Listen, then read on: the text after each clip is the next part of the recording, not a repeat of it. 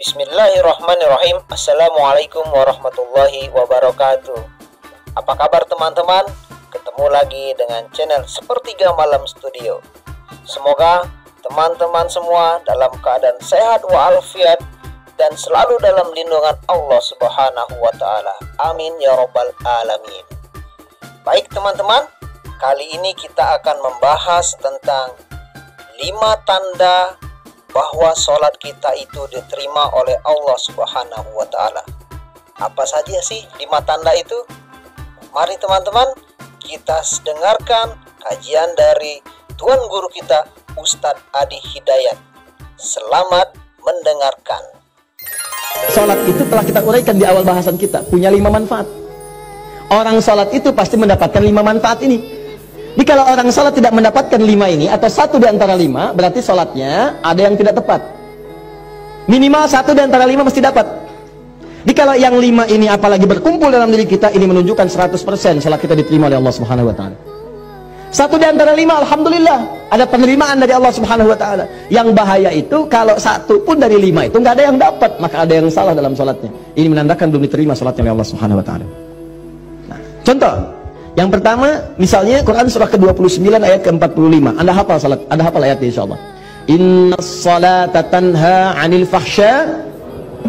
Sungguh salat yang benar itu, demikian cara menerjemahkannya. Sungguh salat yang benar itu saat ditunaikan, maka dampaknya akan mencegah pelakunya dari 2 sumber keburukan. Jadi sifat dan sikap buruk itu hanya 2 sumbernya. Kalau bukan fahsya itu mungkar. Fahsya itu keburukan yang datang lewat syahwat. Maaf ya, pornografi, porno aksi, LGBT, kata-kata jorok, gambar-gambar yang seperti itu fahsya namanya. Jadi kalau Anda sholat, Anda masih menikmati kata-kata yang kotor, tontonan-tontonan, gosip-gosip yang tidak jelas, gambar-gambar yang erotis, itu fahsya namanya. Jadi kalau orang nggak sholat, kata-katanya kotor, dia nggak sholat. Tapi kalau Anda sholat, tontonannya, ucapannya, pendengarannya menjurus kepada fahsya, ada yang salah dalam sholatnya. Ada yang salah. LGBT, yuk, saya ajak Anda sadar lah, yuk, ayo sadar kembali. Kita doakan, kita bantu jadi manusia yang baik. Ya, jadi manusia yang baik, kita dorong jadi baik. Sayang itu artinya memberikan perhatian supaya sama-sama punya level kebaikan. Jadi kalau merasa kurang baik, jangan dipertahankan keburukan itu. Maaf ya, cuman setan yang mempertahankan keburukan. Karena beda manusia dengan setan, setan salah, nggak kenal benar. Karena itu setan salah, nggak mau tobat. Kalau manusia itu salah dan tobat. Jadi kalau ada manusia salah nggak mau tobat, patut dipertanyakan dia manusia apa bukan. Itu rumusnya. Adam itu manusia salah, turun kalimat tobat. Quran surah 2 ayat 37. Tobat. Diucapkan kalimat tobat. Quran surah 7 ayat 23. Begitu diucapkan diterima tobatnya. Fatalaqa Adamu min rabbi kalimatin fataba alaihi. Apa kalimatnya? Rabbana zalamna anfusana wa illam taghfir lana wa tarhamna lanakunanna minal. Begitu diucapkan diterima tobat. Setan salah, diberi kesempatan tobat. Quran surah 7 ayat ke-12 kata Allah, ma mana'aka alla tasjuda idza amartuk. Hei kamu setan, kamu salah, saya perintahkan nggak mau sujud. Kenapa nggak mau sujud? Itu kan perintah saya. Itu kalimat kesempatan tobat nggak diambil. Apa jawabannya? Ana khairum minhu, khalaqtani min nar wa khalaqtahu min tin. Saya lebih hebat daripada Adam. Saya diciptakan dari api, dia dari tanah. Nggak level dari api, harus sujud kepada yang tanah. Marah Allah. Allah fakhruj, keluar kamu, keluar. Nah, jadi setan itu diminta tobat, diajak baik nggak mau. Kalau manusia itu beda, diajak baik jadi baik.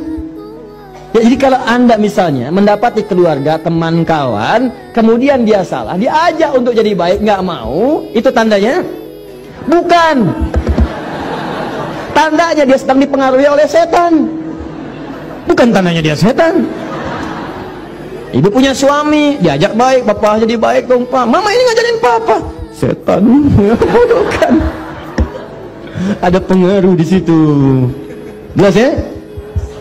Balik sini. Jadi orang sholat itu pasti menjauh dari perbuatan fahsya, mungkar, keburukan yang diingkari oleh hati kita. Sumbernya nafsu perut dengan akal. Nafsu perut itu maaf, materi, mencuri, nafsu perut tuh, korupsi, kolusi, menipu. Nggak ada orang sholat nipu. Mustahil. Ini yang paling aneh, orang sholat dia ikut sholat baru takbir keluar mencuri. Wudhu, habis wudhunya apa? Akhi, apa kabar? Dipakai juga. Sholat takbir, begitu takbir khusyuk kelihatan. Rakaat pertama mundur, tas orang diambil. Ada yang mundur, kotak infak di bawah. Ada yang salah, mustahil. Orang sholat itu kalau habis sholat dia ingat Allah. Kalau orang ingat Allah mustahil bermaksiat. Quran surah 4 ayat 103. Fa idza qadaytumus salata fadhkurullah. Kalau sholat kamu selesai, kamu akan ingat Allah. Jadi kalau orang ingat Allah nggak akan maksiat. Anda selesai sholat, pergi ke kantor, ya di musola, pulang, ba'da sholat, kembali ke pekerjaan. Maka saat bekerja nggak mungkin maksiat, nggak mungkin, mustahil. Nggak ada tangan mudah menggerakkan, angka bertambah, tanda tangan kwitansi dinambah, cek kosong diisi nggak benar, broker macam-macam, itu mustahil orang sholat demikian, mustahil. Datang duduk, datang orang, Pak ini Pak, tanda tangan, mudah aja nggak ada, dia akan lihat, Allah salah ini, maaf Mas saya malu dengan Allah, kenapa? Tangan saya ini baru dipakai tahiyat, masa kemudian digunakan maksiat? Jari saya jadi tahiyat, gak akan dipakai untuk maksiat, silahkan ambil. Begitu Anda katakan, diceritakan pahala oleh Allah, pahala. Dan ingat ya, pahala itu bukan cuma lahir dalam perintah, tapi larangan. Ketika Anda dikerjakan itu dapat pahala, segera berdoa, ya Allah, mohon pertahankan keluarga saya dari perbuatan maksiat, jauhkan dari godaan setan. Jelas ya? Kembalikan. Nah ini cirinya, jadi fahsya mungkar hilang. Nah, jadi kalau selama ini Anda ibadah, ciri itu tidak ada yang salah. Zakat saya cepat. Zakat itu ciri penerimaannya jika ada perasaan dalam hati kita sudah tidak loba lagi dengan harta. Ya, tidak loba dengan harta. Suka senang berbagi, lebih tepat guna, lebih proporsional, lebih punya visi. Allah kasih saya kebutuhan, ya Allah terima kasih sebulan 50 juta. Ternyata kebutuhan saya cuma 30 juta. Dia evaluasi. Berarti yang 20 juta itu bekal saya ke surga. Maka turunlah Quran surah ke-28 ayat 77, paling kiri sebelah bawah. Wabtaghi fima atakallahu daral akhirah wa la tansa nasibaka minad dunya. Kata Allah, "Hei, fulan, saya titipkan harta buat ngejar ke surga karena amalan kamu itu nggak sama dengan dia. Dia itu kelihatannya sedikit tapi malamnya bisa tahajud, siangnya bisa puasa, baca Quran sudah banyak, hafal Quran di dalam jiwanya, dalam kepalanya. Kamu ini saya berikan harta lebih karena tahajud gak bangun-bangun. Baca Quran belum mampu. Hafal Quran pun di luar kepala, masih di luar, belum masuk. Saya berikan tambahan harta supaya nyusul amalan dia, diberikanlah harta berlimpah. Masuk, dipakai. Makanya ketika kalimat itu turun, kalimat Qurannya wabtaghi fima atakallahu daral akhirat, cari negeri akhirat dengan harta itu. Sedekah, infak. Makanya orang-orang yang telah lulus ujian dengan harta itu, jadi orientasi mengejar peningkatan omsetnya itu untuk jadi akhirat, Bu, Pak. Betul, bagaimana bisa zakat kalau nggak ada uangnya? Bagaimana bisa bersedekah kalau nggak ada uangnya? Setiap kita punya peluang, teman-teman. Kalau bisa ya, punya visi. Saya juga berusaha sama, walaupun cuma 3.000 misalnya. Berusaha jadi uang, tambahan 3.000 supaya bisa infak. Bagi 3.000 bagi dalam sebulan. Sehari 100, nggak apa-apa. Sehari 100. Dan ikhlas tuh nggak usah pamer sama orang. Mau ngasih ke kotak infak, cuma 100, nggak apa-apa, ikhlas, nggak usah pamer. Ya begitu dimasukin dalam Jumatan misalnya kan, bagaimana caranya supaya tidak terdengar oleh orang lain, ikhlas, lega, masuk. Nggak apa-apa, Allah nggak akan lihat kok nilainya. Berdasarkan keikhlasannya, diberikan apa yang mungkin orang lain tidak dapatkan itu. Jelas ya? Teruskan kemudian, maaf, puasa cirinya peningkatan takwa. La'allakum tattaqun. Itu sudah saya jelaskan. Kemudian haji dan umrah cirinya, ini yang sudah haji, maaf sekali. Kalau sudah haji berarti insya Allah ahli surga. Ya, kalau syarat-syarat diterimanya ibadah itu nampak dalam diri kita. Apa syaratnya itu? Disebut dengan birrun namanya. Birrun itu sifat baik yang muncul setelah yang jeleknya hilang. Makanya Anda dalam haji dan umrah, terutama haji, kan itu menghilangkan sifat buruk. Coba Bu, Ibu kan kalau haji, apa amalan pertama yang dikerjakan dalam haji? Wukuf kan?